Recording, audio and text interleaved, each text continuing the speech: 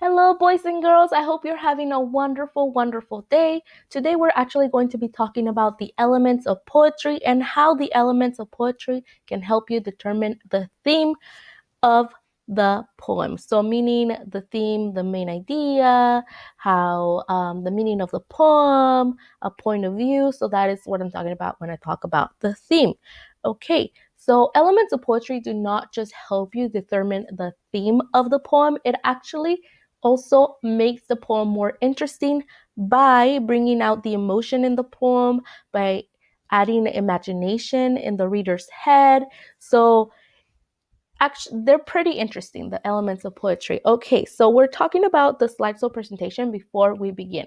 When you receive this slideshow presentation, you're not going to do anything in slides 1, 2, 3, or 4. You're going to read slide number 5, and then you're going to work in slide number 6.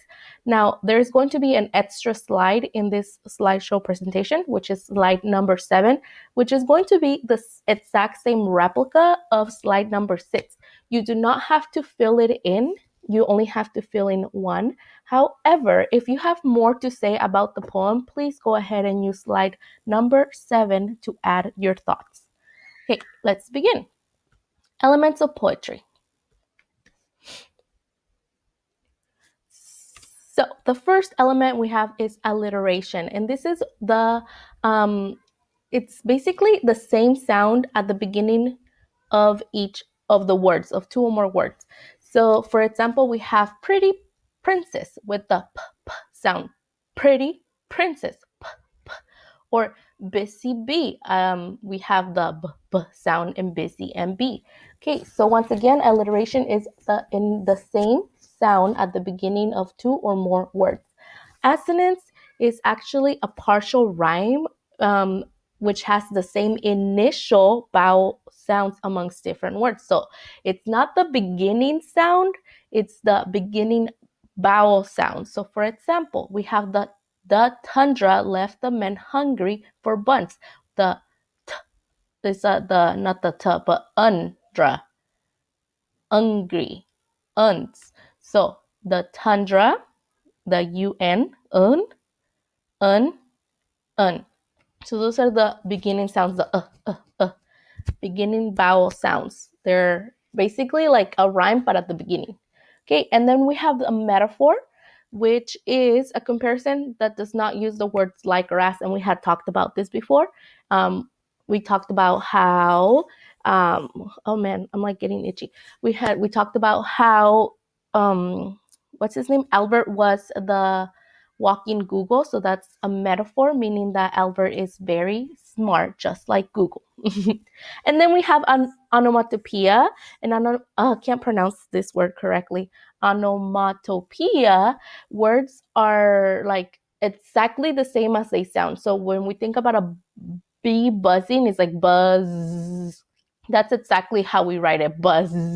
And a cow, when it makes the moo sound, when it's moo. And this is, let me see if I can move this so that this is not in my way. And pow and bang, and all those words are basically spelled exactly how they sound. It is not only the name of the sound, but also the sound of the sound, if that makes sense. So that is onomatopoeia. And can you imagine using this in a poem and just like going like pow bang, ah, and it's gonna be such a fun poem to read.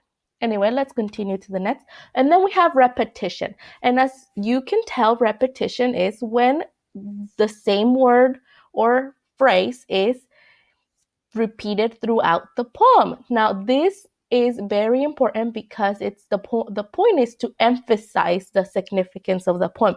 So if you're listening to music and then you hear the same thing being sang every so often, well, that is because there is a reason. They're trying to make that part of the song be emphasized.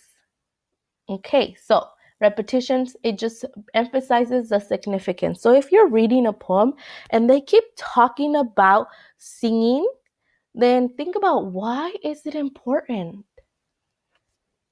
Okay, and then we go down to the rhyme. And the rhyme is the repetition of sounds within the different words. And they either end sound, middle, or beginning. And we actually think of rhyme as the end sound, but really they could be at the beginning, at the middle, or at the end. Just like what we did with the one before, the assonance. But let's talk about rhyme. Okay, so rhyme example is like loose, goose, cooking, looking. Ooh, cooking and looking. You could also say love, dove, hill, mill. So those are all like loose, goose is at the end. It's basically almost the whole word too. The only change is the beginning. But oos, goose. So oos, cooking, looking. This is again. It starts with the uh, cooking, but then it also ends with the ing. Love, dove, hill, mill. So all of these have a lot of rhyme, not only at the end, but also at the beginning, right? Okay, then we have rhythm. And rhythm, once again, think about a song. Like you wouldn't just start a song and then like change the beat to it, right? It's like if the song goes, oh man, I can't even sing because if I sing a song and show you, I'm gonna get in trouble. Okay, so songs have a beat, and so do poems. You're not going to start a song really slowly and then out of nowhere just go like extremely fast and then like extremely slow again, and it just doesn't make sense.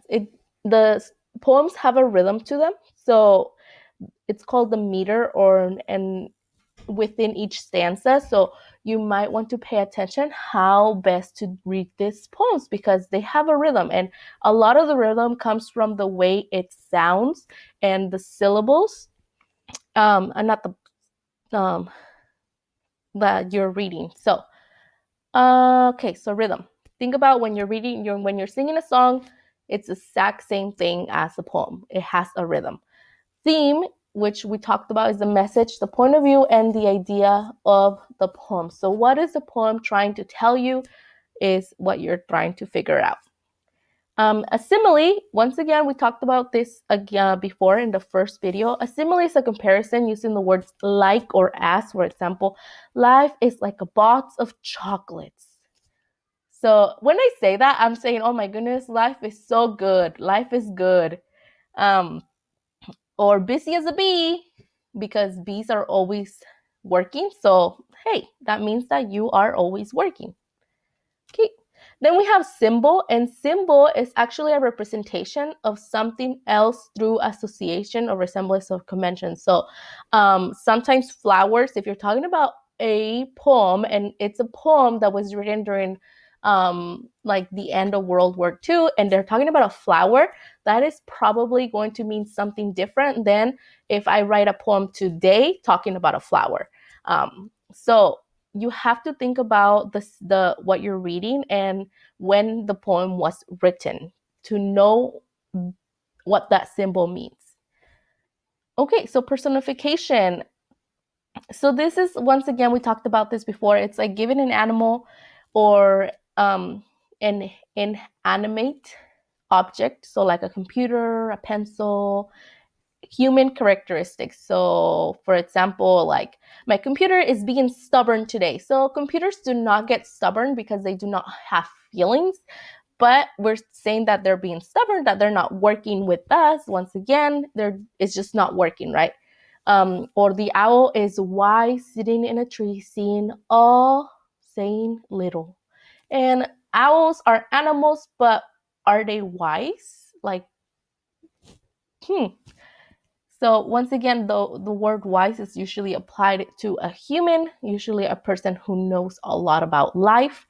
But can an owl teach you about life? I'm not sure. Exaggeration. So exaggeration, once again, this is something we had already talked about before, and this is a statement that makes something worse or better than it really is. So they're like, it's just too exaggerated, too unbelievable. And in poetry, exaggeration is used to give extra stress or drama. So make it more interesting. And so, for example, I was walking down the street and ran into a dog as big as a house. Oh my goodness, I will run away as fast as I could if I ever ran into a dog that was as big as a house. Okay, boys and girls, I hope that this video helped you. The last part got cut off because I accidentally showed the poem and I cut it off.